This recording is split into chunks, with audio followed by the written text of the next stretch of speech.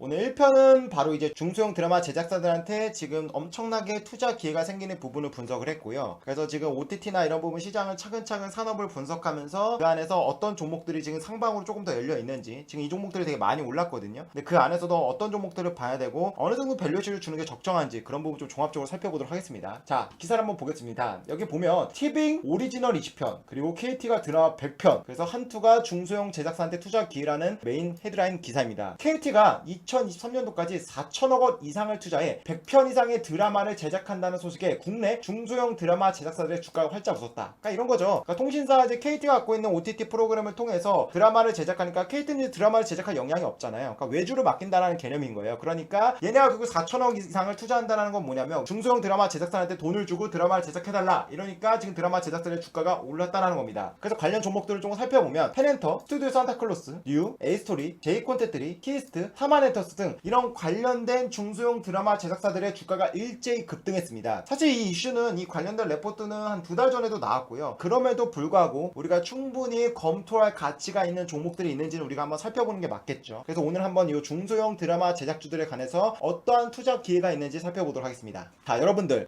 TV 많이 보시나요? 저는 요즘 TV를 안 봅니다. 근데 우리가 과거에 TV라고 하면 생각나는 프로그램이 뭐가 있습니까? 바로 KBS, MBC, SBS, 바로 이런 전통적 채널을 뭐라고 하냐면요, 바로 레거시 미디어라고 말합니다. 아마 여러분들 여기서 있는 채널들이 굉장히 친숙할 거예요. 근데 요즘 들어서는 우리가 KBS, MBC, SBS 다 잘 안 보게 될 겁니다. 그래서 요 케이블 채널, 뭐 채널A, TV조선, JTBC, TVN, MBN 뭐 이런 채널들 아마 많이 보실 거예요. 그런데 요즘은 또 이거를 조금 덜 보게 됩니다. 그럼 어딜 보냐? 바로 글로벌 OTT. OTT가 뭐냐면 한마디로 이제 넷플릭스 자체를 OTT라고 말하는 건데, 지금 보면 전 세계에서 가장 이 시장을 선도하는 게 전기차의 테슬라처럼 OTT엔 넷플릭스가 있죠. 그리고 애플 TV, 아마존 프라임 비디오, 디즈니 플러스, 그다음 HBO 맥스, 워너브라더스에서 만든 겁니다. 그리고 피콕, 비유, 유쿠, 텐센트 등 지금 글로벌 OTT도 엄청나게 많이 이 시장에 뛰어들었습니다. 그리고 국내 토종 OTT 종목들을 보면요, 지금 웨이브, 바로 SKT 하는 거죠. 그다음 카카오 TV, 쿠팡 플레이, 시즌, 티빙, 뭐 시리즈원, 왓챠까지. 우리가 과거에는요, 우리가 드라마를 본다면 어디서 봤죠? 그때는 바로 KBS, MBC, SBS 거만 봤습니다. 그러다 보니까 이런 거죠. 드라마를 제작을 하면 판권을 사주고 방영해줄 이 미디어가 필요하잖아요. 근데 이 드라마를 제작하는 채널들은 미디어 채널이 없지 않습니까? 그러니까 한마디로요, 얘네가 갑이었고 과거에는 드라마 제작사들이 을이었습니다. 과거에는 한마디로 미디어를 방영할 채널이 3개밖에 없어서 드라마 제작자들이 다 맞추는 부분이었다고 한다면, 지금 보세요, 몇 개나 들어왔습니까? 지금 보시면 기존보다 훨씬 더 많아, 5배나 6배나 많은 이미 미디어 채널이 나왔다는 거예요. 그러다 보니까 우리가 지금 중소형 드라마 제작주에도 엄청나게 깊은 관심이 필요한 겁니다. 자, 넘어가 봅시다. 그런데 바로 이 OTT가요, 오늘 내일 하는 이슈는 아닙니다. 넷플릭스 같은 경우는 이미 국내에 진출한 지 5년도 더 됐어요. 많이 보신 분들은 그렇게 장기간 동안 보신 건데, 지금 보시면 바로 세계 인구의 14%가 신문화로 자지면 OTT가, 지금 넷플릭스랑 같은 OTT를 세계 인구의 14%가 본다라고 합니다. 정말 엄청나죠. 여기 보시면요, 윌스저널 내용을 보면 글로벌 OTT 가입자가 11억 명이 달했다고 합니다. 근데 여기서 중요한 게 뭐죠? 아프리카나 이런 저소득 국가를 빼면요, 실질적으로 보면 세계 인구의 절반 정도가 아마 보고 있는 거나 마찬가지예요. 그러니까 지금 이 OTT가 한마디로 그냥 2명 중에 한 번 무조건 OTT를 보고 있다라고 보시면 되는 겁니다. 정말 전 세계적으로 붐이 일어난 거예요. 그럼 왜 이렇게 붐이 일어났나 라고 본다면요, 바로 코로나입니다. 지난해 전 세계 OTT 가입자는 전년 대비 약 26%나 증가했습니다. 엄청나게 많이 증가했죠. 이는 작년부터 이어진 신종 코로나 바이러스 감염증 여파인 것으로 풀이된다. 그리고 반면에 코로나 때문에 직격탄을 받은 산업도 있죠. 바로 영화 산업입니다. 우리 지금 코로나 때문에 영화관에 안 가잖아요. 실제로 영화관에서 걸린 코로나 환자는 없는데, 그럼에도 불구하고 영화관 채널이 어떻게 되어 있습니까? 따닥따닥 붙어있지 않습니까? 맨 양쪽에 있으면 앉을만 한데 중간 지점을 본다면 양옆에, 앞뒤 다 환자들이 있는 거나 마찬가지잖아요. 그죠? 잠재적 위험자잖아요. 그러니까 영화관에 바로 직격탄을 맞았죠. 얼마나 직격탄을 맞았냐 본다면요, 지금 여기 보시면 실제로 전 세계 영화 박스오피스 매출은 2019년도 423억 달러에서 지난해 110억 달러로 무려 72%가량 급감했습니다. 뭐 주식이나 마찬가지예요. 주식 같은 거 바이오 같은 경우는 임상 실패하고 보통 7-80% 떨어지거든요. 그래서 코로나 때문에 바로 이 직격탄을 맞은 게 박스오피스, 그러니까 영화관입니다. 근데 영화관에서 우리가 영화를 못 보지만 그 인구들이 영화를 안 보는 게 아니라요, 바로 집에서 KBS나 SBS나 MBC 이런 채널을 보는 게 아니라 내가 돈을 내고 나서 넷플릭스나 이런 다양한 글로벌 OTT 채널을 통해서 영화를 보고 있다는 거죠. 여기 보시면요, 지금 이 내용이 굉장히 우리한테 투자 인사이트를 줄 수가 있어요.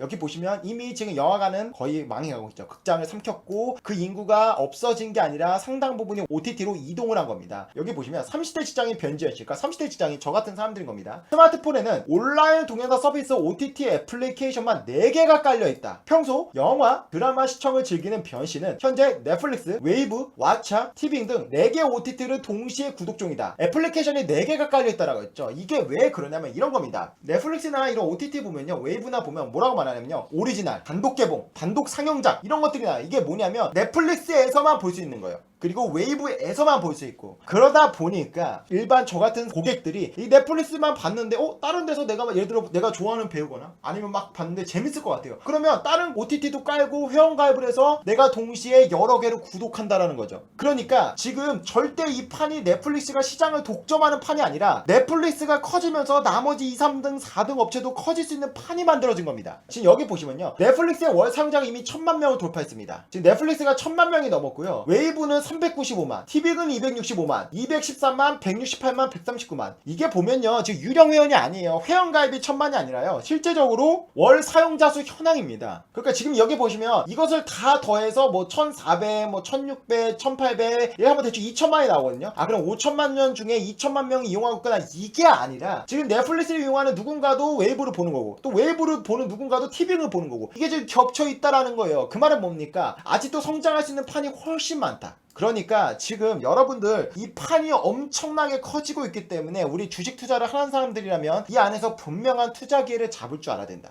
자, 이렇게 봅시다. 여러분들이 글로벌 OTT라고 하면 생각나는 게 뭐가 있죠? 아마 넷플릭스밖에 없을 거예요. 왜냐면 저도 그렇습니다. 저 같은 경우는 넷플릭스를 보지 않아요. 한 번도 본 적이 없는데, 뭐 요즘에 여행 가거나 어느 호텔이나 여름 이제 호텔이나 이런 데 가면 최다 넷플릭스는 기본으로 탑재되어 있더라고요. 아예 그냥 기본 옵션이 되어 있습니다. 근데 이제는 판이 바뀝니다. 디즈니 플러스가 하반기에 국내에 론칭합니다. 그리고 워너미디어가 HBO 맥스를 발표했습니다. 우리 여러분들 그 프렌즈라는 유명한 드라마 시리즈 아시죠? 바로 프렌즈와 뭐 다양한 것들의 시리즈를 가지고 있는데요. 바로 HBO 맥스도 국내에 상륙할 예정이라고 합니다. 그리고 SKT가 아마존 프라임과 연계해서 서비스를 출시한다고 합니다. 그리고 지금 웨이브, 쿠팡, 그리고 애플 TV 플러스도 한국의 첫 오리지널을 제작하고요. 지금 카카오 TV도 오리지널 콘텐츠가 4억 뷰나 들어왔다고 합니다. 자, 여러분, 여기서 조금 겹치는 게 있지 않나요? 여기서 지금 눈여겨 보이는 단어가 뭐가 있으신가요? 채팅 한번 쳐보시겠어요? 그렇죠, 이은수님 정답, 바로 오리지널. 여기 보시면 디즈니 플러스가 한국 오리지널 동시 공개, 여기 보면 후발 토종 OTT 쿠팡 플레이도 오리지널 공략 본격, 그리고 웨이브도 내년 찐 오리지널, 그리고 카카오TV도 오리지널, KT도 아까 말했지만 오리지널이라고 언급했습니다. 여기서 오리지널이라고 하는 게 뭐냐면요, 이런 거죠. 디즈니 플러스는 국내 회사가 아니지 않습니까? 그럼 뭐 디즈니가 갖고 있는 다양한 컨텐츠를 가져오는 것도 좋지만 우리나라 한국 정서와 문화에 맞는 게 가장 중요합니다. 그래야 한국에서 가장 성장할 수 있는 기반이 되는 거예요. 한국 오리지널은 뭐냐면 한마디로 한국 드라마를 만드는 기업들과 협력을 통해서 내가 애플TV에 단독으로 오리지널에 상영을 하겠다 라는 겁니다. 그러면 이런 거죠. 애플TV가 뭐 디즈니 플러스가 만들 능력이 있습니까? 만들 능력은 없죠. 돈은 있죠. 그러니까 내가 돈을 투자를 해서, 얘도 이런 겁니다. 아까 펜엔터테인먼트나 사마니투스 말씀해 주셨잖아요. 그런 기업들과 뭐 지분 제휴했든가 돈을 투자해서 내년에 우리가 돈 투자할 때까지 드라마를 만들어달라, 그리고 우리한테 단독 상영을 해달라, 이렇게 된다라는 거죠. 그러니까 이 한국 오리지널 동시공개, 이 말은 뭐냐면 한마디로 중소형 제작사들한테 엄청나게 투자 기회가 생긴다라는 중요한 단어란 거죠. 그럼 봅시다. 이 판이 얼마나 커지는지 여러분들이 아마 감이 안 잡히실 건데요. 여기 보시면 이 쿠팡 같은 경우는 쿠팡 플레이가 있죠. 이 쿠팡 같은 경우는 아마존을 그대로 따라갑니다. 한국판 아마존이라고 보십니다. 아마존도 프라임 비디오가 있듯이 쿠팡도 똑같이 그 쿠팡 월정액을 가입하면 이 쿠팡 플레이를 무료로 볼 수 있어요. 그래서 지금 올해 지금 쿠팡이 상장을 했잖아요. 그래서 상장한 금액의 1000억 부분을 쿠팡 플레이 투자한다고 합니다. 드라마 만드는 거예요. 영화를 만들든. 그 다음에 CGNM의 티뱅 같은 경우는 4천억. 이게 3년간 4천억이거든요. 그럼 뭐 1년에 대충 1300억입니다. 그리고 넷플릭스는 5,500억. 올해만 5,500억입니다. 근데 넷플릭스가 우리나라에 투자한 게 2015년부터거든요. 그럼 지금까지 5년 정도 평균을 내면 얼마냐면요, 한 1,700억 정도예요. 물론 이게 계속 커졌지만 그거를 총 평균을 내면 1,700억 정도인데 지금 무려 평균보다 3배나 많은 금액을 올해 투자합니다. 그러니까 넷플릭스가 볼 때요, 이 한국 시장이 얼마나 매력적인가, 그리고 아시아 시장에서 가장 돈이 되는 시장이구나. 그리고 지금 국내에서 SKT가 만든 웨이브, 이거는 무려 2025년까지 1조나 투자한다고 합니다. 그럼 1년에 얼마죠? 2천억입니다. 그러니까 지금 국내에서는요 SKT가 가장 많은 돈을 투자한다라고 해요. 그리고 카카오 모바일, 카카오 TV도 지금 하고 있잖아요. 카카오 모바일 같은 경우도 3년간 3천억, 그러니까 매년 1,000억을 투자한다라고 합니다. 그런데 지금 디즈니, 애플, HBO맥스는 아직 국내 진출하지 않았잖아요. 얘네들 진출하면요 당연히 제가 볼 때는 최소 1,000억 이상씩을 투자할 거예요. 그러면 지금 이게 얼마냐? 이거 다 합치면 얼마냐면요 1조 800억에 얘네까지 진출한 플러스 알파가 되겠죠. 그러면 대충 1조 4천억 정도가 되는 겁니다. 펜언터테인먼트나 뭐 사만레터스나 이런 기업들 재무제표 한번 보세요. 매출액이 얼마 나오는지 한번 보세요. 매출액이 100억 단위입니다. 100억 단위인데요. 중소형 드라마들이 업황이 작아서 그렇게 매출이 안 나왔는데 글로벌 OTT 회사가 다 국내에 진출하는 겁니다. 왜? 넷플릭스가 우리나라 돈 엄청나게 벌고 있거든요. 근데도 성장성이 멈추지 않았어요. 그러니까 한마디로 국내 아시아 쪽에서도 한국과 일본이 돈이 되니까 그 안에서 한국에 엄청나게 큰 금액을 투자한다는 겁니다. 얘네 매출이 2, 300억 많아봐야 1,000억 정도인데 지금 1년에 외화 자본이 1조 4천억이 투자됩니다. 그러니까 이게 지금 업황이요 뭐 작년도 대비 2배 정도 성장한다 뭐 이런 개념이 아니라 그냥 한 10배에서 20배 정도 시장이 한 번에 커진다라고 보시면 돼요. 여기 보시면 OTT 콘텐츠가 늘어나면 늘어날수록 당연히 그 1조 4천억이라는 돈은 어디로 가겠습니까? 물론 자체적으로 PD나 이런 것들을 뭐 고용을 해서 제작을 할 수도 있지만 가장 좋은 건 시작적으로 빠르고 성공할 수 있는 것은 그냥 중소형 제작사한테 돈 주고 맡기는 게 최고입니다. 과거에는 이랬습니다. 예전에 레거시 미디어, KBS, 뭐 SBS, MBC만 있을 때는 어떻게 되냐? 드라마 제작사가 을이고 레거시 미디어, KBS, MBC, 뭐 SBS가 이제 갑이었잖아요. 그러니까 걔네한테 편성을 하면 거기서 7, 80% 정도 원가를 거칩니다. 드라마 보면 협찬이 엄청 많잖아요. 그죠? 협찬 부분에 있어서 20% 차익을 드라마 제작사가 직접 협찬을 해서 부가 수익을 창출합니다. 근데 문제가 뭐냐면요. 지금 편성 부분이 얘네가 갑이다 보니까요. 드라마 제작사가 훨씬 많고 레거시 미디어가 적으니까 이 가격을 후려쳐가지고요. 얘네가 적자가 난 경우가 굉장히 많았습니다. 그래서 과거에는요. 크게 이게 돈이 되지 않았어요. 그리고 중요한 게 뭐냐면요. 얘네가 엄청나게 돈을 투자해서 뭐 드라마를 만들었는데 이 IP의 대부분이 방송사에 귀속됩니다. 그러니까 이런 겁니다. 얘네가 뭐 100억을 써든 200을 써든 뭐 드라마를 만들잖아요. 근데 이게 다 흥행되면 좋지만 흥행이 안 될 수도 있잖아요. 그러니까 얘네는 한마디로 레거시 미디어 KBS나 SBS나 MBC에서 방영을 했는데 만약에 시청률이 안 나오면 그냥 망하는 겁니다. 그러니까 중소형 제작사가 클 수가 없었습니다. 근데 지금 판이 어떻게 바뀌었냐? 바로 이렇게 바뀌었습니다. 넷플릭스가 뛰어들면서 판이 이렇게 바뀐 거예요. 뭡니까? 넷플릭스 같은 경우는 뭐 지금 키스트가 별들에게 물어봐는 400억 대작을 합니다. 그러면 그걸 넷플릭스가 만약에 샀다라고 합시다. 단독이라면요. 이 400억을 다 원가를 보존시켜줍니다. 그래서 지금 보시면요. 대작 원가의 100%가 전액 회수가 가능합니다. 적자가 날 수가 없어요. 그리고 추가적으로 너네한테 최소 15% 이상의 안전 마진, 그러니까 영업이익률을 보장시켜줍니다. 그러니까 이런 거죠. 여기서 내가 큰 돈은 벌 수는 없지만 어느 정도 안정적인 수익은 계속해서 여기서 거둘 수가 있는 거예요. 그래서 여기 지금 거기서 넷플릭스를 통해서 가장 먼저 성장 스토리 쓴 기업이 어딥니까? 스튜디오 드래곤이죠. 다들 아실 겁니다. 여기 보시면요. 원가 전부와 10%에서 20%의 GPM을 안전적으로 글로벌 OTT 플랫폼이 부담합니다. 그리고 협찬 판매 매출이 아닌 오리지널 콘텐츠 편성에서 안정적인 수익이 창출되니까 기업에서는 굉장히 좋은 거예요. 오케이? 그런데 여기서도 단점이 뭐냐? IP는 미보유합니다. 바로 이거를 넷플릭스나 글로벌 OTT가 사가면요. 글로벌 OTT가 가지는 거예요. 근데 전혀 문제될 게 없죠. 왜? 여기서는 100% 전액 회수를 가능하게 하고 추가적으로 안전 마진을 보장해주니까요. IP를 안 가지더라도 드라마 쪽에서는 별로 손해볼 게 없는 거예요. 큰 돈은 못 벌더라도 충분히 많은 돈을 벌 수 있는 거니까. 그러면 이제 여기서 세 번째 하이브리드가 있는데 이게 뭐냐? 바로 캡티브 채널 보유제사. 이게 뭐냐면 이제 드라마를 만드는 쪽에서도 관련 뭐 계열사나 미디어 채널을 갖고 있는 것을 캡티브 채널이라고 해요. JD 콘텐츠를 뭡니까? JTBC죠. IHQ가 뭐냐면 드라마 맥스 그 채널을 가지고 있고 스튜디오가 어딥니까? 이제 CJ고 CJ가 이제 2대 주주인가 최대 주주니까. 그러니까 얘네들은 쉽게 말하면 미디어 채널이 있으니까 가격 협상 부분에서 훨씬 더 좋겠죠. 서로 같은 어떻게 보면 한 동류잖아요. 제작비 전액을 제작사가 직접 투자합니다. 그 다음에 드라마를 반영해서 회수하는 구조입니다. 어떻게 보면 레거시랑 비슷하죠. 근데 여기서 중요한 건 뭡니까? 협찬과 판매 알파가 생깁니다. 지금 IP를 가장 중요한 IP를 드라마 제작사가 보유를 하다 보니까 다양하게 수익을 창출할 수 있는 거예요. 뭐냐면 이런 거죠. 얘네가 일단은 국내 미디어 채널에 방영을 합니다. 그건 대박이 나요. 그러면 넷플릭스나 아까 말한 웨이브나 카카오TV나 협상을 해요. 그래서 얘네들한테 추가적으로 수출을 할 수도 있다는 거예요. 그러니까 이게 한마디로 이 채널이 가장 돈이 될 가능성이 높습니다. 근데 반면에 만약에 망했더라고 한다면 해외도 안 팔릴 가능성이 있겠죠. 근데 그렇지가 않아요. 우리 과거에 CJ에서 가장 많이 돈을 투자한 드라마가 뭐 있습니까? 아스라전덱이라고 있습니다. 그런데 그럼에도 불구하고 국내에서 지금 보시면 시청률이 안 나오더라도요. 한류나 이런 문화 때문에요. OTT에는 무조건 팔려요. 그러니까 거의 요즘은 손해가 볼 수 없는 구조라고 합니다. 그러니까 지금 과거와 달리 이 환경이 바뀌었는데 이 환경 속에서 어떻게 바뀌었냐? 중소형 드라마 제작사들이 돈을 벌기 너무 좋은 조건으로 바뀌었다. 그럼 봅시다. 어떻게 내가 종목을 봐야 될까? 스튜디오 드래곤 같은 경우는요, 올해도 영업이익이 꽤나 많이 증가합니다. 그리고 중국 시장이 열리면 시총 상단이 4조라고 말했습니다. 이거는 과거 내용이에요. 이 스튜디오 드래곤이 2017년도에서 18년도가 절정이었습니다. 이때가 왜 절정이었냐? 바로 넷플릭스 향으로 그런 독점 계약을 많이 맺었어요. 그래서 얘네가 그때 펄을 얼마 받았냐? 50배를 받았습니다. 그러면 지금 이 스튜디오 드래곤이 지금 시가총액이 얼마냐? 지금 보시면 2조 8024억입니다. 근데 올해 얘네 예상 순이익이 500억이에요. 그러면 지금 얘네 퍼가 몇 배죠? 50배가 넘죠. 그러니까 지금은 조금 과거와 볼 때 어느 정도 그 가격을 받고 있다. 근데 이렇게 생각해 볼 수 있습니다. 그러면 리서처TV 스튜디오 드래곤이 고평가라는 소리야? 제 대답은 아닙니다. 스튜디오 드래곤은 더 갈 여지가 있습니다. 왜냐라고 한다면요, 아까 보셨죠? 아까는 넷플릭스 향으로만 지금 50배를 받았어요. 근데 지금 뭐죠? 넷플릭스급의 거대 HBO Max, 애플 TV, 디즈니 플러스, 그리고 뭐 국내 카카오 TV, 뭐 웨이브 TV, KT까지 그냥 지금 과거에는 넷플릭스만 하던 거를 어마어마한 글로벌 대기업까지, 그리고 국내 대기업까지 판을 들어왔기 때문에 이 업황이 엄청 커졌죠. 그러니까 제가 볼 때는 이 50배가 맥스가 아니라 50배가 바닥이라고 보는 게 합당합니다. 그러니까 스튜디오 드래곤이 지금 보면 50배가 넘지만 이 종목 적어도 여기서 더 꺼지기보다는, 꺼진다면 계속해서 내가 사모으는 게 이득이지 않을까. 그러니까 지금은 하방보다는 상방이 훨씬 더 열려있지 않나, 저는 이렇게 보는 겁니다. 근데 여기 보시면요, 여러분들 A스토리 아시죠? A스토리가 어떤 회사냐면요, 바로 킹덤. 넷플릭스 보신 분은 다 아실 거예요. 이 킹덤이 엄청나게 인기를 끌었습니다. 저도 뭐 넷플릭스를 보지 않지만 이 킹덤은 뉴스에서 하도 나와가지고요, 도대체 킹덤이 뭐길래, 이게 엄청나게 뭐 한국판 좀비라 그랬나? 근데 지금 이게 시리즈물로 나오잖아요. 그것을 만든 회사가 바로 A스토리예요.